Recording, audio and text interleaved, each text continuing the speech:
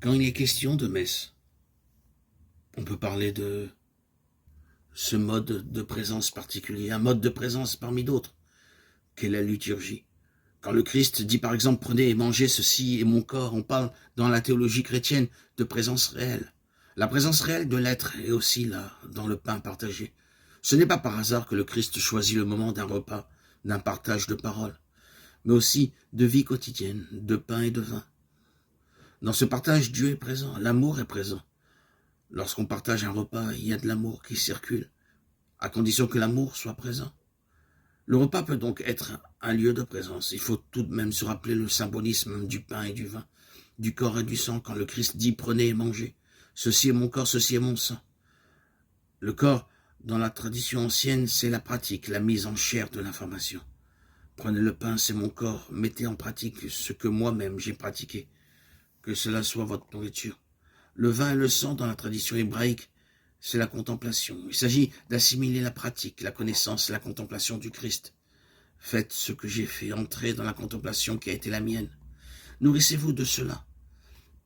Dans la tradition zen, on dit « Si vous rencontrez le Bouddha, tuez-le, car vous en ferez un modèle extérieur qui vous empêchera de devenir vous-même. » Si vous rencontrez le Christ, dans la tradition chrétienne, on ne dira pas « Tuez-le, mais mangez-le ».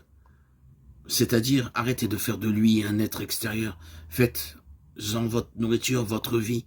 Dans la vie spirituelle comme dans la psychologie, le soi que l'on projette sur le thérapeute ou sur le gourou, il s'agira de comprendre que c'est nous-mêmes, non encore intégrés. De la même façon, dans la tradition chrétienne, ce que l'on projette sur le Christ, archétype de la synthèse du soi, qui unit le matériel et le spirituel, l'homme et Dieu. Il s'agit de ne plus le projeter à l'extérieur, de le manger, d'en faire notre propre vie. Intérioriser la présence, c'est le rôle même du rituel, notamment eucharistique. Cesser de la projeter à l'extérieur pour en faire notre nourriture, afin que le Christ, l'archétype de la synthèse, devienne notre vie, et que tout notre quotidien soit théandrique. Comme on dit dans la théologie ancienne, c'est-à-dire à la fois pleinement humain et pleinement divin. Présence théandrique. Ce que je fais est complètement humain, et plus c'est humain, plus c'est divin. Ce que je fais est complètement divin, et plus c'est divin, plus c'est humain. C'est cela la présence du Christ, assimilée, mangée, intégrée, et c'est à ce moment qu'on entre dans la synthèse. Il faut aussi se rappeler cette parole du Christ. Celui qui croit en moi, ce n'est pas en moi qu'il croit, mais en celui qui m'a envoyé. Celui qui croit au soleil ne s'arrête pas à la présence des rayons. Nous retrouvons notre image du début. La présence, c'est le rayonnement de la déité, de l'être divin. Le Fils et l'Esprit sont deux rayons du soleil divin. Celui qui croit en moi, ce n'est pas en moi qu'il croit. Je ne suis que la manifestation, l'incarnation, l'entrée dans l'espace-temps de celui qui est au-delà de l'espace-temps. Il s'agit de remonter le rayon à sa source. Et la source est noire, c'est l'abîme, la présence de l'innommable, de l'ouvert. C'est aussi une très belle expérience, cette présence de la source, du principe même de notre être, ce lieu de silence d'où vient l'inspire et où retourne l'expire.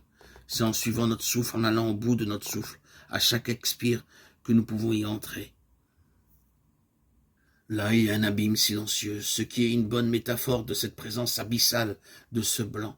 Plutôt qu'un trou noir, c'est un trou blanc dans lequel se résorbe notre conscience.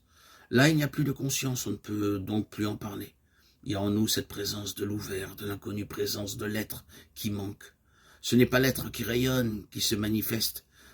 Ce n'est pas la présence d'un absent, c'est une présence qui ne se présente pas, elle est là. Ou bien, elle se présente comme inconnue, comme au-delà.